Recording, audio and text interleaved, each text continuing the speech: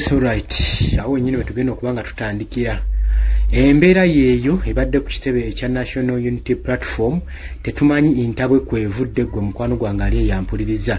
Abasajja bakedde bukeezi ne bajja ne basalako ekitebe ne bakuba amasasi mu bbanga ne bakuba tear gas. Waliwo gwe badde beetaaga ndowooza mawulire sinnagasaka bulungi naye kyekino ekyakagwawo kyenkulaze mu katambi ngaako. Kakati ebikolwa nga bino binaakomwa ddi okubeerawo mu ggwanga lyaffe Uganda?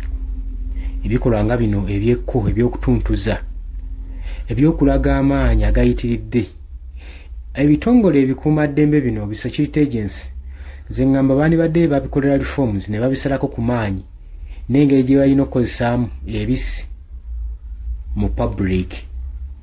Lwaki buli incident etuukawo ng'eri ku ludda oluvuganya gavumenti abasajja bano bavaayo mbulaga era ne bateekawo violence ey'amaanyi okusobola okulaga incidents eriwo nti ne badde nnene nnyo ku kitebe ekya National Unity Platform wali eri Makerere Kavule.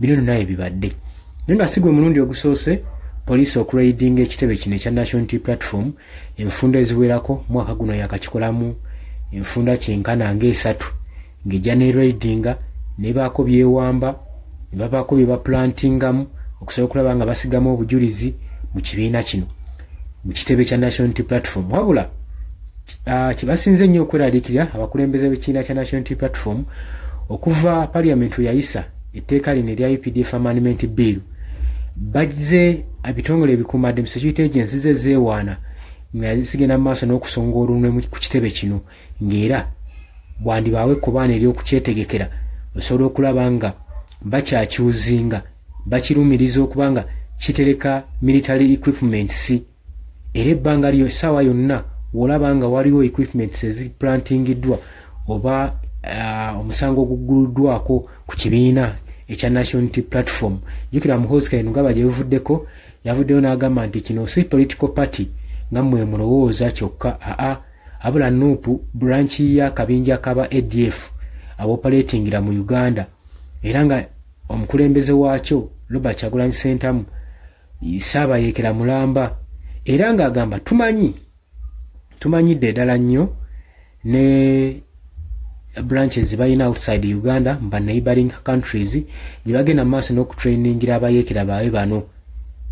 Ebyo n'ebigambo tebisobola kuteekingwa for granted kubanga ebiseera ebisinga Chief of Defence Force by'abayogedde ebiseera ebisinga ababimiininga.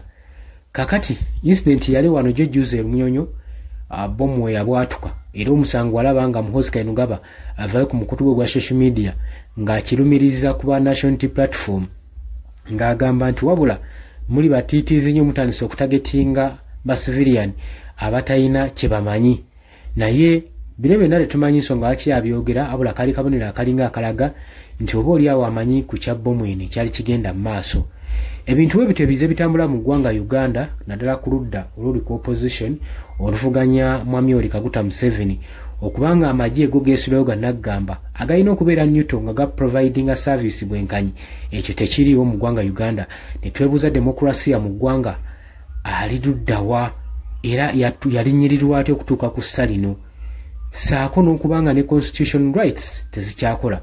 So ebitongole ebya human rights activists tubisuubira okuba nga bivaayo ku kikolwa nga kino ekyakoleddwa ku kisebe naddala mukana akaseera aka 2026 general elections nga zituuse. Twebuuza raid eno waaki ebeerawo mu kaseera kano? Olowooza otya ku nsonga eno? Nkwanirizaako mu comment section jangu otangaaza eggwanga okusinziira ggwe kyolaba ekibaddewo. Like nga sharinga mbagala nnyo bw'otanaatweyungako ikirira wansi wala ekigambo subscribe kikooneko obeere ng'otweyungako. Mweraba.